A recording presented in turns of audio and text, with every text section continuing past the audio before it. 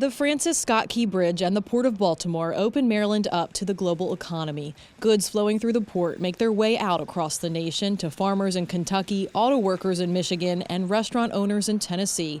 That's why MDTA and the state of Maryland are committed to rebuilding the Key Bridge as quickly and safely as possible.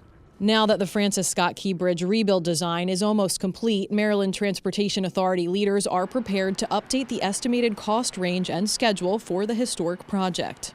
Now that we've reached over 50% and are approaching 70% design, the MDTA board is preparing to update their financial forecast to include the updated cost estimate range to $4.3 to $5.2 billion with an anticipated open to traffic date in late 2030. MDTA Executive Director Bruce Gartner says preliminary estimates were made less than 2 weeks after the collapse in March 2024 without the benefit of design or engineering studies. Since then, national economic conditions have worsened significantly and material costs have increased drastically. For example, government price data shows that domestic steel producers have raised prices 16% this year. Rebuilding is going to cost more and take longer than we initially forecasted. But we remain committed to rebuilding as safely, quickly, and cost efficiently as possible. Maryland has skin in the game. We are fronting the cost for the construction, and we are aggressively pursuing litigation to ensure taxpayers are made whole.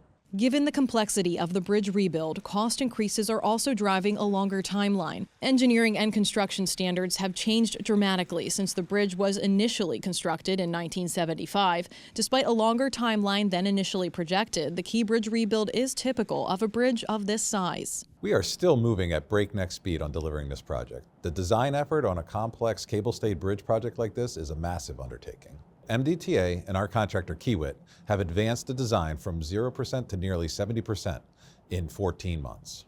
The updated cost and estimate range and schedule are tied to a robust peer protection system designed to be in compliance with federal guidelines and modern construction standards.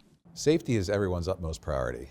Adherence to federally mandated safety standards and national best practices are reflected in the scale of the project and have resulted in an extended timeline from the initial projections.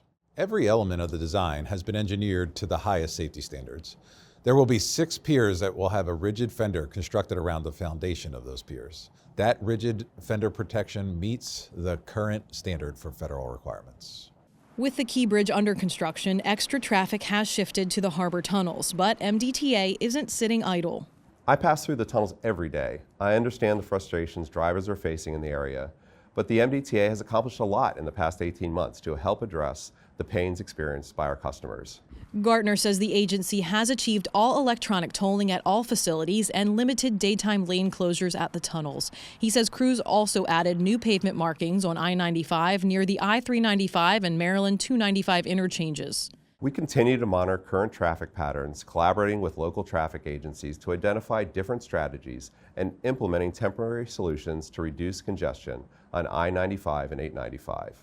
Upcoming milestones include completing the demoing of the existing bridge structures on land by early next year. Gartner says they also aim to hold a groundbreaking event in the coming months. We are working day and night to expedite the delivery of the new bridge, and we understand the impact the loss of the Key Bridge has on the Baltimore region, including longer commute times. We're in this together, and we ask for your patience while we safely reconnect our communities.